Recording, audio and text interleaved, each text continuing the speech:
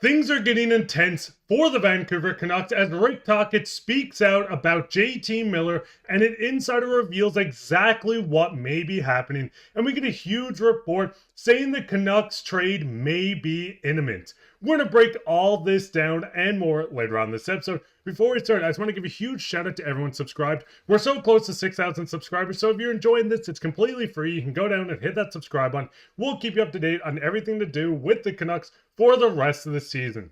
But with that, let's hop straight into the first topic today, which is Darren Dreger speaking out on J.T. Miller.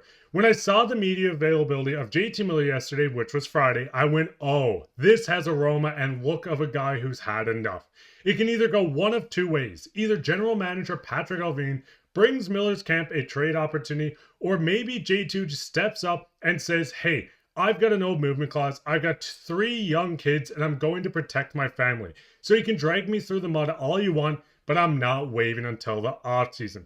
Now, this was Darren Dreger speaking out on the J.T. Miller interview. We will touch on Rick Tocchet's comments shortly, but looking at this and the fact of J.T. Miller does have a no movement clause this season, and it goes into a modified no trade clause. Looking at the past couple seasons, including this year, 2026-2027, J.T. Miller has a no movement clause. If you move into 27-28 and onward until he's a UFA at the end of the deal, he has a modified no trade clause and a no movement clause. With the modified no trade clause, this stops 15 teams from him being traded to, and he has a list of teams that he would submit to the team. Looking at this, he has all the leverage moving forward with the Canucks if he wants to make a trade. Like Darren Dreger said, if he wants to go into this and say, hey, I want to stay with Vancouver, I'll move this offseason if a trade is just proposed to me, but he does have the leverage to look at Patrik Allvin and say, I don't want to be moved, and this is because of the no trade clause and the modified no trade clause as well that kicks in 2027, 2028, which stops him from being traded to the 15 teams that's on his list unless he approves of it. Now, looking at this, Rick Tocchet did speak out a few days ago on J.T. Miller, and it almost feels like writing on the wall.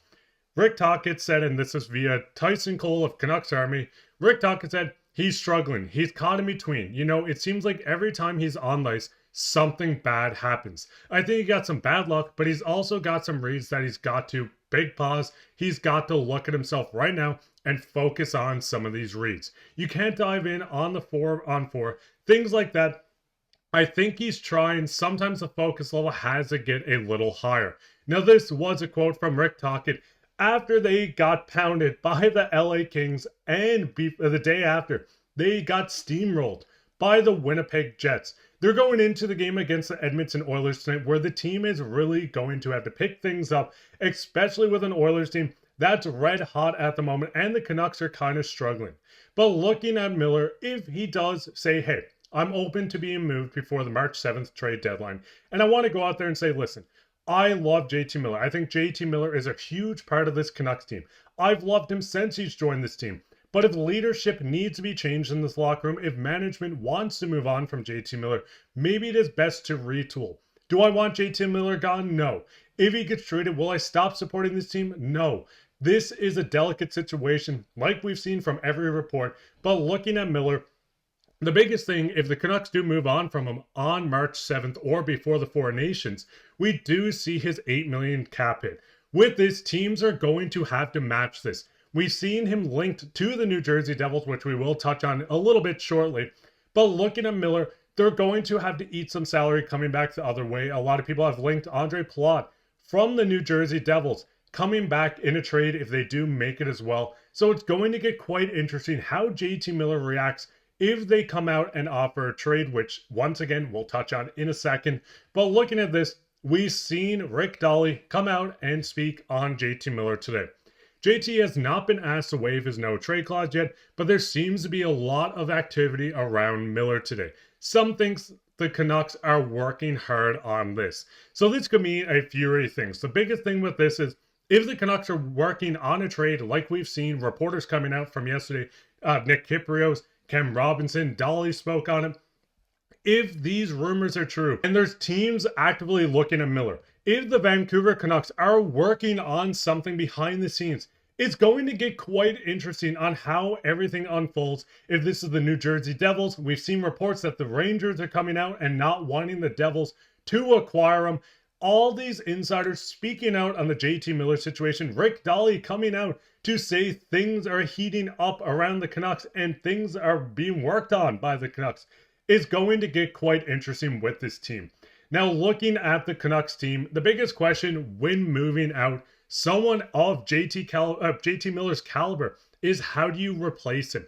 Looking at the lineup, there's no centers other than Elias Pettersson that can fill J.T. Miller's role. Pius Suter has been good. Teddy Blueger has been good. You could try to slot people into the center role. Danton Heinen's a guy that might be able to slide in there. You have Max Sasson, Atu Ratu. None of these guys can replace the production of J.T. Miller. Looking at both sides of this, the Canucks could just go out and say, hey, we are close to a playoff spot. We're 1 point behind the Calgary Flames for a wild card spot. Same amount of games played. You have 2 games in hand versus the Colorado Avalanche as well, and you are only behind by 7 points. The Canucks are not out of the race. This is a team that could go on a huge run, take a spot in the division, and not even have to worry about the wild card spot. But the biggest problem with this as well is you need to still make moves. This is a team that is not built at the moment to make a deep run. You need a puck-moving defenseman. You need your players to step up. Moving on from J.T. Miller, yes, you can retool and go into next season with more of a fresh look on things. You can take Elias Pettersson, make him your franchise player, build around him, use this cap hit, pick up someone like Nemec from the Devils if he's available. But if you want to make a push this season, if you're confident in this core, you need to go out and make a trade for defensemen. This team is still close. You can mortgage a bit of the future to open the window with this core, or you can take plan B and move on from J.T. Miller, move on from Elias Pettersson, maybe trade some faces from this team, which I don't want done. Like I've said before, I love everyone on this roster. I think everyone plays a certain game that is built for this team, but things had to be changed if this is the J.T. Miller trade coming the other way.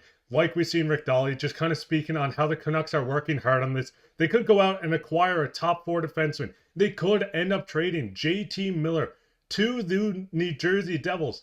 Things are getting interesting. It seems like a trade is imminent if that's J.T. Miller or to acquire someone else. This Canucks team, the management, the owners, they want to change. They want to make a push. They don't want to be stuck of a treadmill team where you're either on the brink of making the playoffs, losing in the first round. They want to be a contender, and that's what this team has to build. Regardless how it's done, that's what every team has to do at the end of the day. But what's your guys' thoughts on everything? What's your thoughts on Darren Dreger just coming out and speaking on the situation, saying it seems like the writing's on the wall that something might happen? What's your thoughts on Rick Tocchet doing the exact same? What's your thoughts on the video we did yesterday, where the New Jersey Devils are apparently really kicking tires on someone like Miller?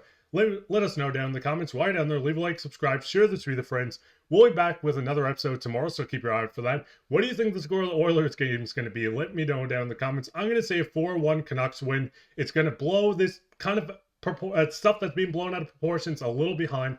Let me know down below. But I've been your host, Mark, and take care.